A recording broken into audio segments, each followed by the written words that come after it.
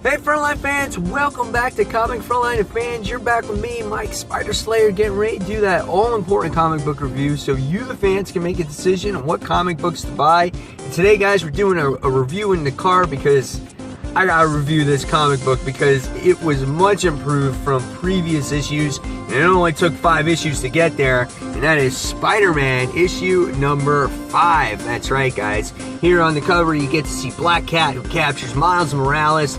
And up until this point, this book has really stalled. It's been just on a slow progression, just introducing Miles' grandmother, then the whole thing with him and Genki and Gold Balls, and it's just been really slow, and it's like, where are we going with this book, you know? But here in this issue, you finally have some progression. Now, if you haven't read this comic yet, please read your comic, come back, see me, and then leave your comments below what you thought of this issue.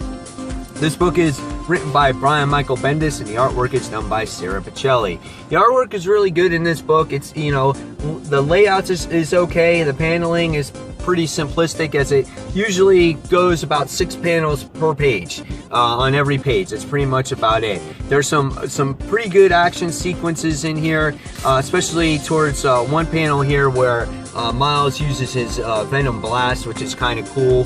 Some of the things that I nitpicked about was Genki and Gold Balls actually look very similar. So when they're not close, or you don't see close up on their face, it's kind of hard to tell them apart at times. They're about built the same way and things like that. Also, we get to see a vlogger on here as well, as Genk follows her, and when she's playing her video, it's like the play bar never progresses, and this is little nitpicks. And then he's a follower, but it says subscribe on there. So again, another little nitpick on there as well. But overall, the art is pretty good, and I enjoyed the book. The one other thing that I don't like still is actually Black Cat's costume. You know, she's got these big eyes on her shoulder. Reminds me of, like, she could be Mysterio's wife with the eyes on the shoulders. I thought that was kind of funny. But nevertheless, the artwork is good. I really love Sarah Pichelli's artwork. It's gorgeous. You know, I wouldn't want any other artist besides Dave Marquez on this book, how he was in the last series. Alright, so let's talk about the story, and then I'll give you my final thoughts on the whole thing. So in the beginning of this book, we wound up seeing Genk and Gold Balls continue where they last left off, you know, with their whole story. And I like this because now the story shows progression. He actually kind of takes up on Genk's offer to live in with them, to be roommates with Miles and himself. Genk in this issue actually realizes that he was wrong on outing, you know, Miles and his secret and whatnot. And Gold Ball says his secret's safe with me. So I was happy that they kind of nipped that whole thing in the bud here, and that ended that. So that progressed the story. So when that ended, we wound up getting to see the vlogger here, who's obsessed with Spider-Man, finding out that, you know, Miles is in trouble. While Miles is in this trouble, Genk gets this phone call from his mom. It's like, why isn't Miles in school? And Genk's trying to cover. In the meantime, now that triggers off the crazy grandmother, who says, that's it, I'm done with this, I'm calling a private investigator. So she winds up calling this private investigator.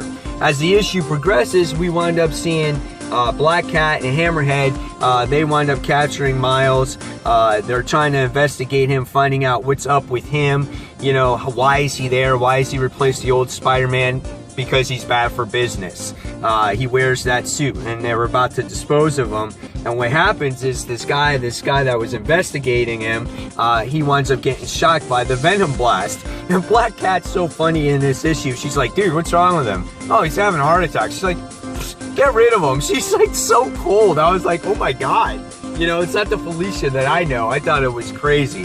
So what happens is then Miles uses this Venom Blast in a way that you really haven't seen before. And actually, he said he's only used it one other time. Now, I would have loved for a nice little reference there to reference when he used it, because I don't remember it at all. So he winds up escaping and beats Hammerhead, and then he comes face to face with Felicia in this issue. So now it's nice to see that these these two are actually developing some kind of relationship, whether it's good or bad or whatever. At least things are progressing now in this story. We're getting some real character interaction besides Miles and Gank, or Miles and his grandmother.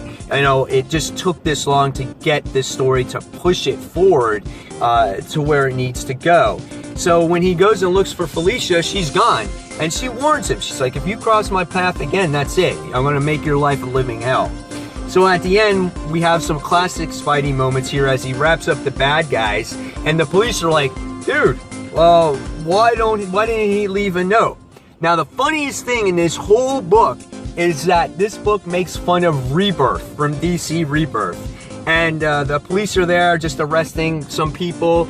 And this girl, she says, what does rebirth even mean? She's like, how can you be rebirth? And I'm like, oh damn, that's Marvel taking a stab at DC. And it said right there. And I was like, oh, I was laughing my ass off at that point.